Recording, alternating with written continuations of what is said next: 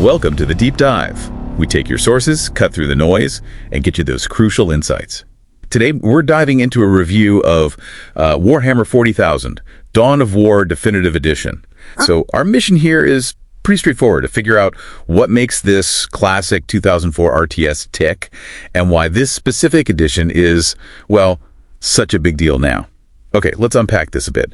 The review kicks off by really hammering home the value, the sheer amount you get in this definitive package. It's not just a base game, right? It's Winter Assault, Dark Crusade, and Soulstorm. All three big expansions. Yeah, all included. That means what? 9 playable factions. From Space Marines to Orcs, even the Sisters of Battle. Exactly. And 4 full campaigns, plus like over 100 skirmish maps. It seems like a huge amount of stuff for just one purchase. Oh, absolutely. And I think what's really compelling is how it works for everyone. It's probably the easiest, most complete way for a new player to just jump in. But it's also, the ultimate collection for the veterans, a real celebration of the whole series, basically, all in one spot. Right. So beyond just, the sheer amount of content, it's the gameplay itself that the review highlights. Dawn of War did things differently. Definitely. Less focus on sitting back and mining resources, more on controlling the battlefield. Yeah. You capture strategic points, and that's how you get your requisition and power. Requisition for your troops and buildings, power for the big guns and upgrades. So what did that system actually do to the feel of a match?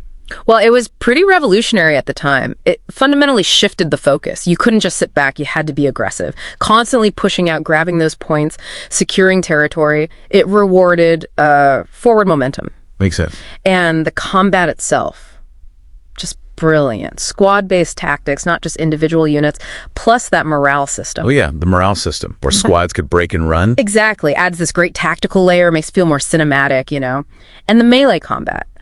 The review calls it visceral, impactful. You really feel those chainswords connecting, which for an RTS is pretty rare. It really is. Yeah. And then there's the factions themselves. Each one plays so differently. Like the orcs getting stronger with their wah as they get more numerous. Right, that snowball effect, or the Necrons just ignoring requisition altogether, focusing on that slow, relentless march. It means you really have to adapt your strategy every single time. Totally. It keeps things fresh, offers just incredible replayability. No two fights feel quite the same. Okay, so this definitive edition isn't a ground-up remake, but the review mentions some key technical upgrades. What's new under the hood? Yeah, it's not a remake, more like a significant remaster.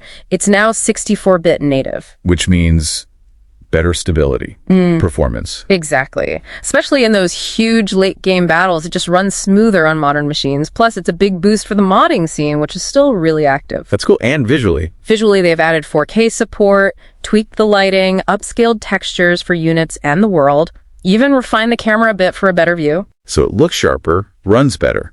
But the review does mention some, minor legacy things still cropping up. Yeah. Pathfinding issues sometimes. Yeah, a few little quirks remain, occasional pathfinding hiccups, maybe some dialogue overlap. Minor stuff, mostly.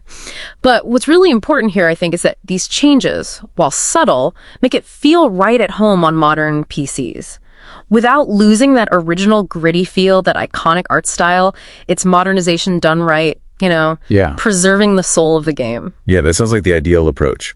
Updating it carefully. So the review pretty much concludes it's an exceptional package, a testament to how good the original game was and still is. Definitely. Sounds like a must-play if you're into RTS games or just a Warhammer fan. Absolutely. So thinking about this, what does it all mean for you, the listener?